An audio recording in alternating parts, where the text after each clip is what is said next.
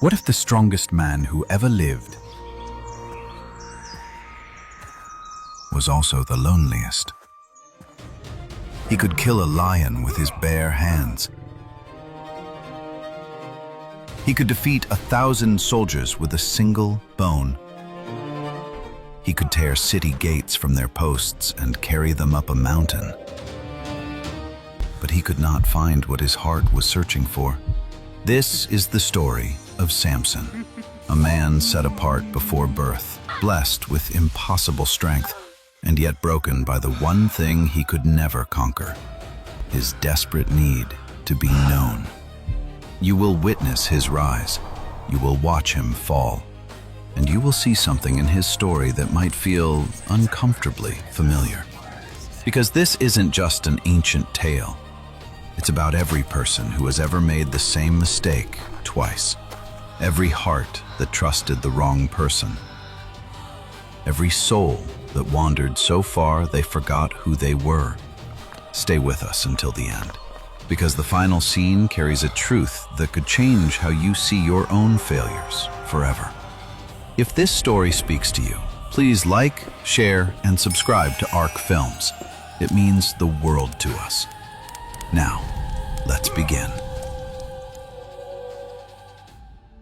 She had prayed for a child every night for years.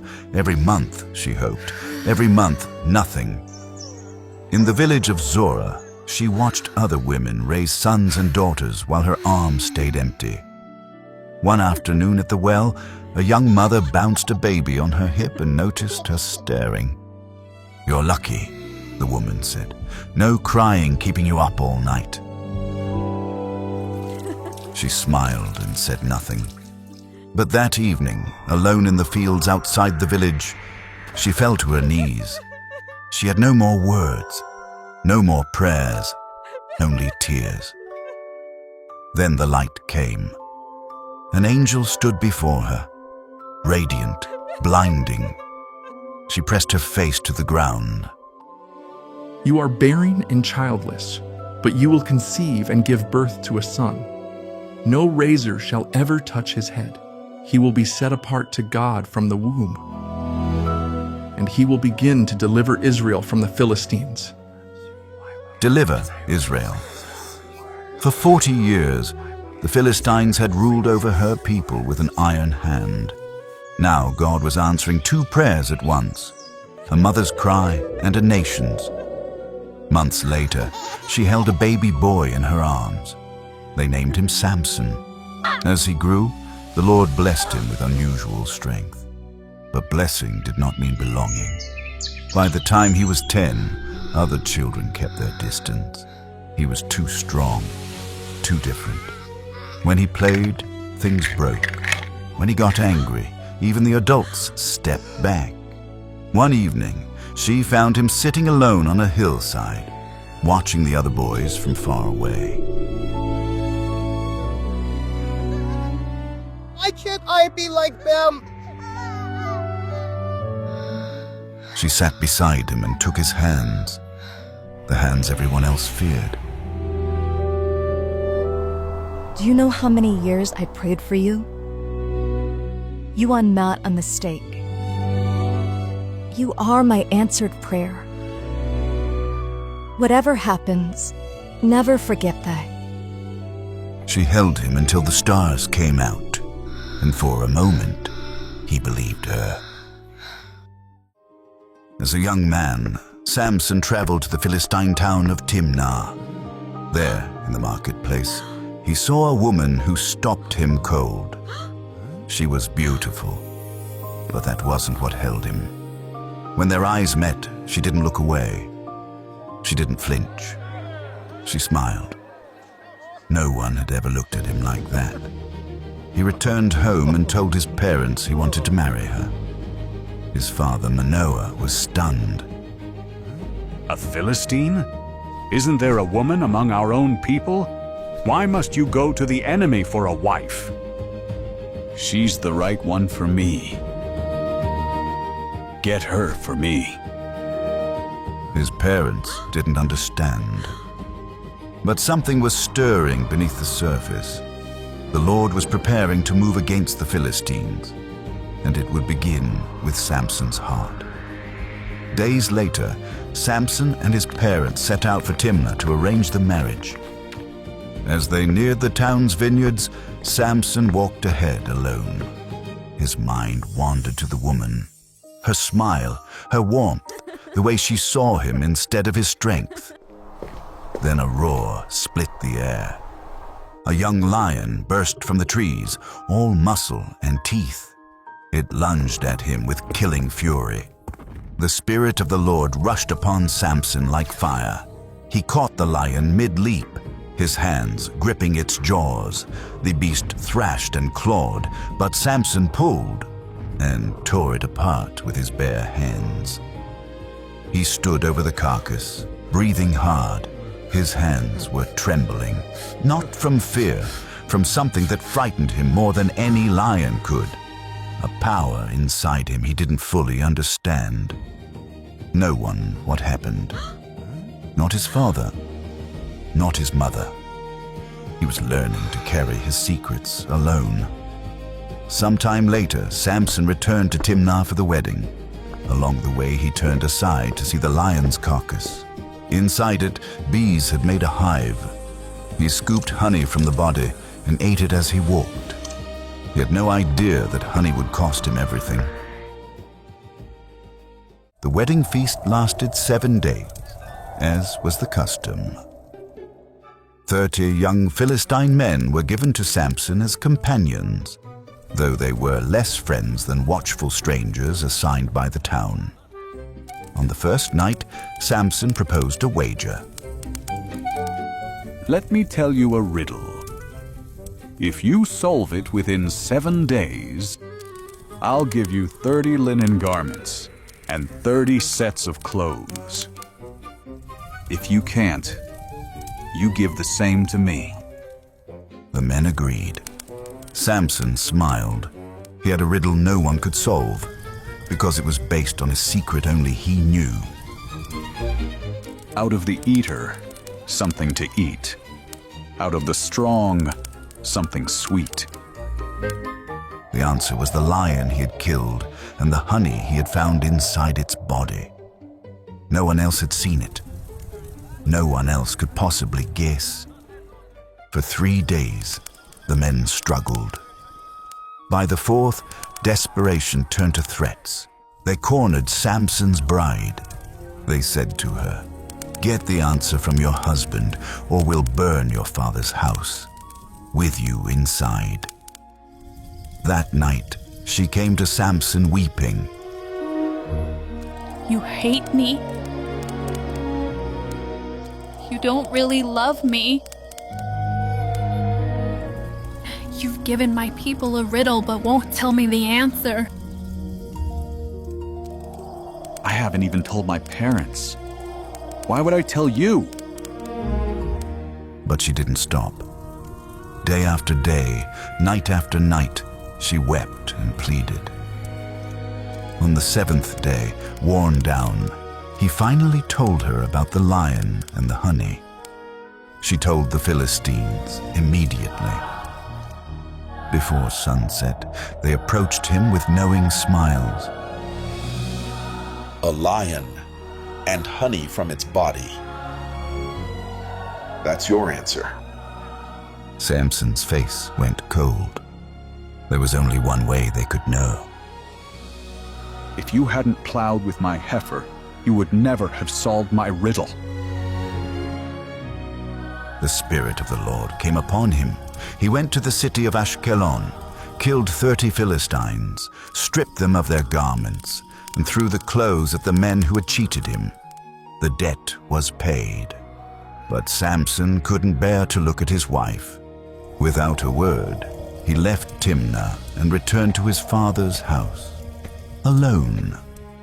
But while he was gone, her father assumed Samson had abandoned her for good. He gave her to another man, the companion who had stood beside Samson at the wedding. The first woman who had looked at him without fear was gone, and Samson didn't even know it yet. Months passed. The wheat grew tall, and Samson found himself on the road to Timnah again, carrying a young goat as a gift. He told himself his anger had faded. He told himself he just wanted to see her. When he arrived at her father's house, the older man stepped into the doorway and blocked his path. I thought you hated her. I gave her to your companion. But look, her younger sister is more beautiful. Take her instead. Samson stared at him. First the daughter had sold his secret. Now this man had sold his daughter, and stood there offering a replacement like a merchant selling livestock. This time, I have a right to get even with all of you. He caught 300 foxes, tied them tail to tail in pairs, and fastened a torch between each pair. Then he released them into the Philistine fields at night. The flames spread like rivers of fire. Grain, vineyards, olive groves, everything the Philistines owned turned to smoke and ash. The sky glowed orange for miles. When the Philistines discovered who had done this, their fury turned cold. They couldn't touch Samson because he was too strong, but they could touch what he loved. They went to Timnah and dragged out the woman and her father. They burned them alive. The news reached Samson like a blade through the chest. She had given away his secret to avoid being burned, and they burned her anyway. Because of him, he slaughtered every Philistine he could find. Then he walked into the wilderness and disappeared into a cave at a place called Etam. He sat alone in the darkness. The woman's face wouldn't leave him. Her laugh, her betrayal, her ashes. Word of Samson's slaughter spread quickly. The Philistines marched into the land of Judah and made camp, demanding one thing: Samson. The men of Judah were terrified, not of the Philistines, but of what refusing them might cost. 3,000 Israelites traveled to the cave at Etam where Samson was hiding. They said to him, "Don't you realize the Philistines rule over us? What have you done to us?" Samson replied, "I only did to them what they did to me." We've come to tie you up and hand you over to them. Samson looked at the men standing before him, his own people. 3,000 Israelites armed with ropes instead of swords, ready to deliver their strongest man to the enemy. He let them bind him with 2 new ropes. He didn't fight. He didn't resist. They led him toward the Philistine camp. When the enemy saw him bound, they rushed forward shouting, already tasting victory. Then the Spirit of the Lord rushed upon him. The ropes snapped like burnt thread. He grabbed a fresh jawbone of a donkey lying on the ground and swung. When the dust settled, 1,000 Philistines lay dead around him. He stood alone among the bodies, chest heaving, jawbone still in hand. But victory brought thirst, not peace. He cried out to God. You gave me this great victory. Must I now die of thirst? God split open the ground and water poured out. Samson drank and lived. From that day, Samson judged Israel for 20 years. His name became legend. Young men dreamed of standing beside him in battle. Villages celebrated when he arrived and grieved when he left, but no one asked him to stay. At feasts, he would sit at the edge and watch. Families gathered around tables. Children climbed into their fathers' laps. Wives leaned against their husbands. He had saved them all. He belonged to none of them. He left that night, alone, as always. One evening, Samson visited the Philistine city of Gaza. Word spread quickly that he was there. The Philistines locked the city gates and posted guards, planning to kill him at dawn. But Samson rose at midnight. He walked to the gates, massive doors of iron and wood, and tore them from their posts. Doors, bar, hinges, everything. He carried them on his shoulders to the top of a hill miles away and left them there. They tried to cage him. He carried their cage into the night. But some cages are not made of iron. They are made of silence, of empty rooms, of being known by everyone and understood by no one. He had been born to deliver Israel. He had done that. So why did he still feel like he was waiting for something? Then he met Delilah. She lived in the valley of Sorek. The first time they spoke, she noticed a scar on his forearm. The one from the lion, the one no one ever asked about. This must have a story. He looked at her. No fear in her eyes. No awe. Just curiosity. Just warmth. For the first time in 20 years, he wondered if this was what he had been waiting for. Maybe she was the answer to a prayer he didn't know he was praying. He didn't know that the rulers of the Philistines had come to her in secret.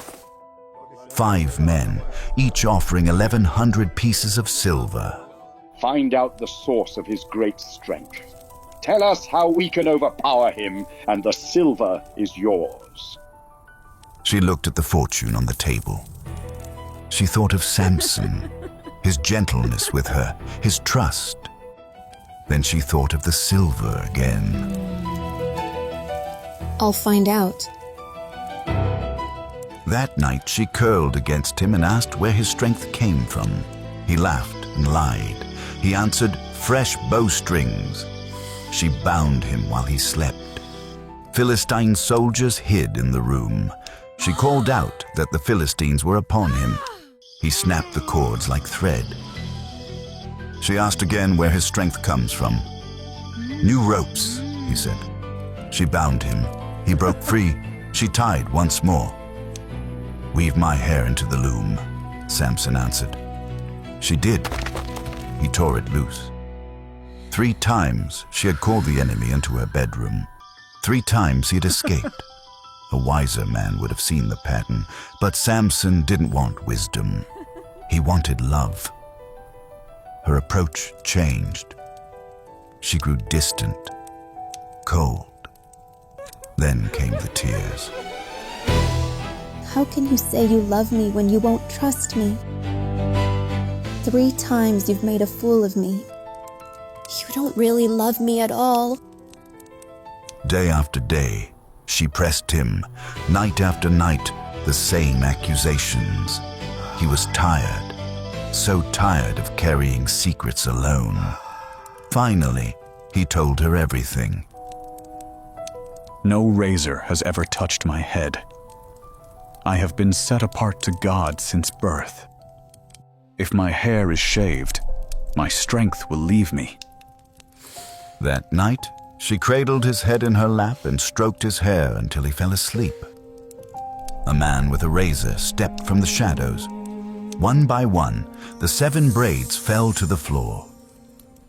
Samson, the Philistines are coming for you.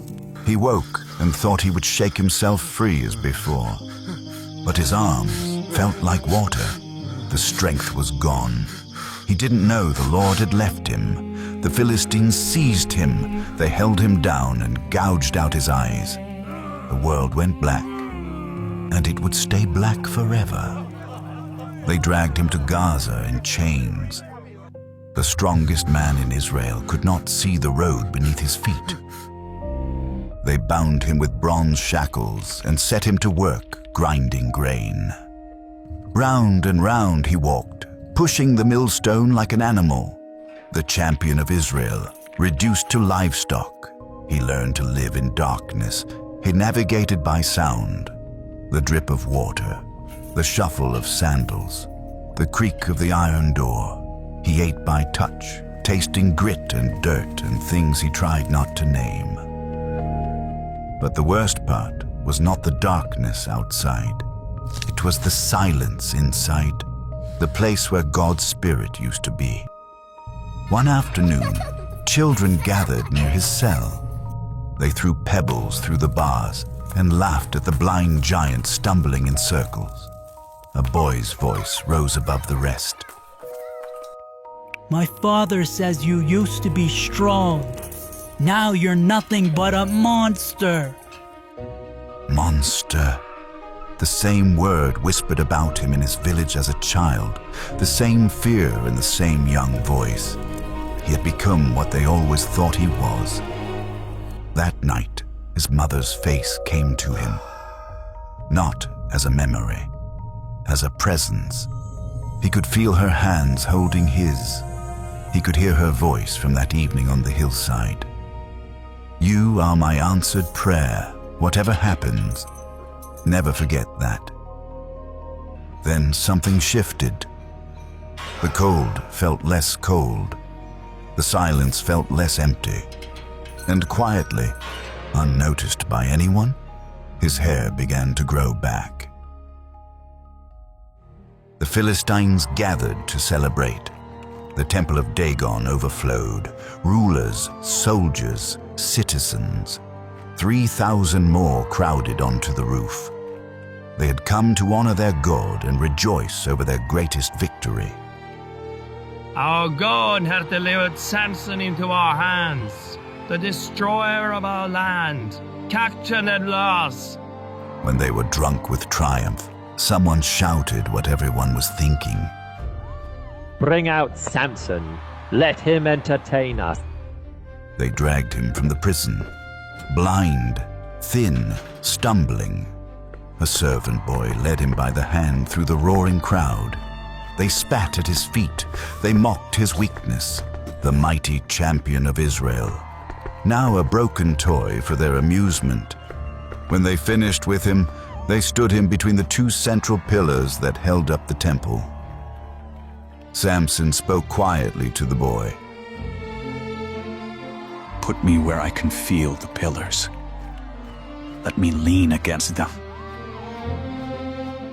The boy guided his hands to the cold stone, one pillar on his right, one on his left. Above him, 3,000 voices laughed and cheered. He felt the stone beneath his palms, and for a moment he hesitated. What right did he have to ask God for anything?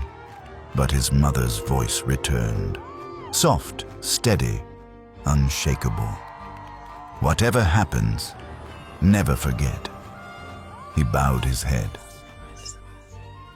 Sovereign Lord, remember me. Strengthen me just once more. Silence.